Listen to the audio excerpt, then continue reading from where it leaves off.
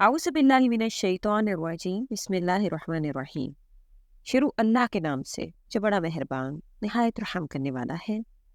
लाखों करोड़ों दरूदो सलाम हो कमली वाले आका मुहम्मद मुस्तफ़ा सल्लल्लाहु अलैहि वसल्लम पर जो ख़ातमुन नबिय्यीन हैं, जो ख़ातमुल मुरसलीन है कि जिनके बाद ना कोई नबी है ना कोई रसूल है।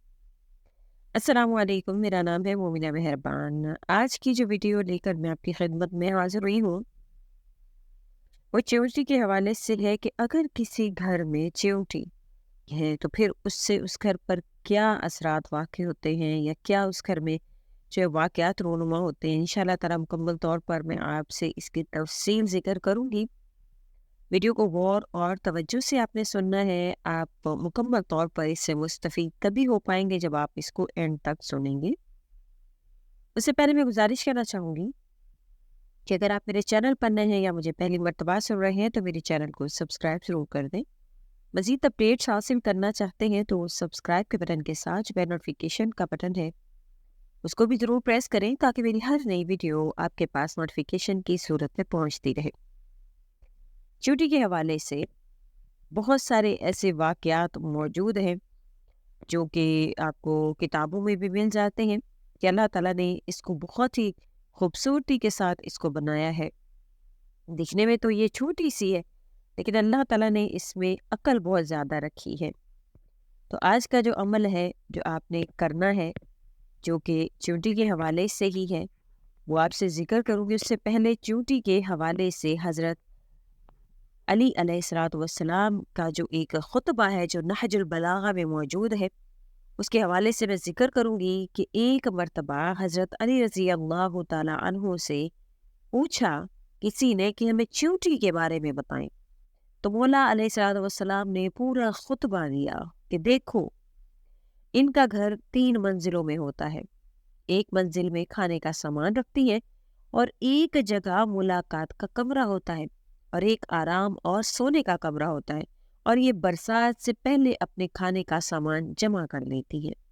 बस दूर जाती है, सामान लेकर आते हैं और इनके यहाँ शिफा खाने भी होते हैं। अगर कोई ज़ख्मी होता है तो वो इसका इलाज भी करती हैं। और इतना अक्लमंद ये कीड़ा है कि जब धनिये का बीज घर में लाता है तो पहले इसके 4 टुकड़े करती है, फिर एक एक टुकड़ा करके घर में ले जाती है कि ऐसा ना हो कि ये इसलिए ऐसा करती है कि अगर धनिये का पूरा बीज घर में ले जाए और जब बरसात का पानी घर में आए तो धनिये का दरख्त उगाएगा तो इसका मकान टूट जाएगा। इसीलिए धनिये के बीज को तोड़कर वो लेकर जाती है ताकि इससे दरख्त ना उगे। इसकी अक्ल और इसके फ़हम के हवाले से हज़रत अली करमुल्लाह वजह ने ये वाक़या ज़िक्र किया। अब अगर आपके घर में कहीं पर च्योंटियाँ हैं और आप देखते हैं कि वो च्योंटियाँ जो हैं वो आपके घर में मौजूद है और आपके घर की कोई भी चीज़ है, जैसा कि अक्सर च्योंटियों को आपने देखा होगा कि वो घर से कुछ आपके अपने मुँह में कुछ ना कुछ दबा कर लेकर जा रही होती हैं। तो अगर किसी घर में च्योंटी आटा इसी तरह से उस घर से आटा वगैरह ले जाती है तो उस घर पर फिर क्या अल्लाह करीम करम करते हैं या क्या उस घर पर होता है या क्या उस घर में जो है वो वाक़यात हो सकते हैं। तो उससे पहले मैं एक औरत का आपसे वाक़या ज़िक्र करना चाहूँगी जिसको हज़रत अली करमुल्लाह वजह के दौर में वो अपनी शिकायत लेकर, एक बूढ़ी औरत दरबार खिलाफत में शिकायत लेकर आई कि ए अली अलैहिस्सलातु वस्सलाम, मेरे घर में कीड़े मकोड़े नहीं हैं। हज़रत अली अलैहिस्सलातु वस्सलाम ने जब उसकी ये शिकायत देखी, सुनी, तो आपने खलीफा से कहा कि इसके घर का पता पूछो और ये कहकर रुखसत कर दिया कि तुम्हारी शिकायत दूर कर दी जाएगी। वो चली गई तो हर कोई हैरत का पहाड़ बना हुआ था कि इतने में खलीफा की आवाज़ गूंजी, अमीर बैतुल माल, इस औरत के घर पहुंचने से पहले इसके घर में खजूर, शहद और अनाज से इसका घर भर दो। हैरत से देखने वालों की आंखों के जब उन्होंने उस हैरत को देखा तो आपने फरमाया, सुनो, जिस घर में खाने को ही कुछ न हो तो इस घर में कीड़े मकोड़ों का क्या काम। तो अगर आपके घर में च्योंटी है और उसके घर में खाने के लिए कुछ दाना पानी या कोई आटा वगैरह मौजूद है तो ये अल्लाह ताला का शुक्रगुजारी का मुकाम है कि आपके घर में अल्लाह ताला ने उसको भेजा और आपके घर में रिस्क और माल मौजूद है जिसकी वजह से वो यहाँ आई। बल्कि ज़्यादातर जो ولی اللہ تھے، جو اللہ کے قریب جو بندے تھے، وہ اہتمام کرتے کہ ان مخلوقات کے لیے کچھ نہ کچھ اپنے گھر کے کسی کونے میں یا ایسی جگہ پر چینی، آٹا یا کوئی ایسی جو خوراک وغیرہ وہ لازمی ڈالتے تاکہ وہ وہاں سے رزق پائیں۔ کیونکہ چیونٹی کے حوالے سے کہا جاتا ہے کہ جو سلیمان علیہ السلام کے دور میں ایک دفعہ بارش نہیں ہو رہی تھی، تو حضرت سلیمان علیہ السلام سے تمام جو امت کے لوگ تھے انہوں نے گزارش کی کہ آپ دعا کرتے ہیں۔ حضرت سلیمان علیہ السلام دعا کے لیے جب نکلے تو آپ فوراً ہی واپس آ گئے۔ اب تمام لوگوں نے حیرت کا پہاڑ ہو کر پوچھا کہ آپ واپس آ گئے، تو حضرت سلیمان علیہ السلام نے فرمایا کہ میں باہر گیا تو ایک چونٹی آسمان کی طرف ہاتھ بلند کیے ہوئے تھی اور کہہ رہی تھی، یا اللہ ہم بھی تو تیری مخلوق ہیں، ہمیں بھی پانی کی ضرورت ہے، کہا سالی سوار ہے، یا اللہ پانی برسا۔ تو حضرت سلیمان علیہ السلام نے فرمایا کہ آج تم کو بارش چیونٹی کی دعا سے ملے گی۔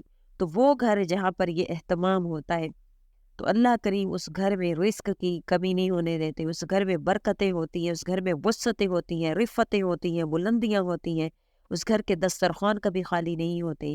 اللہ کریم اس گھر میں دن دگنی رات چگنی ترقی عطا فرماتے ہیں۔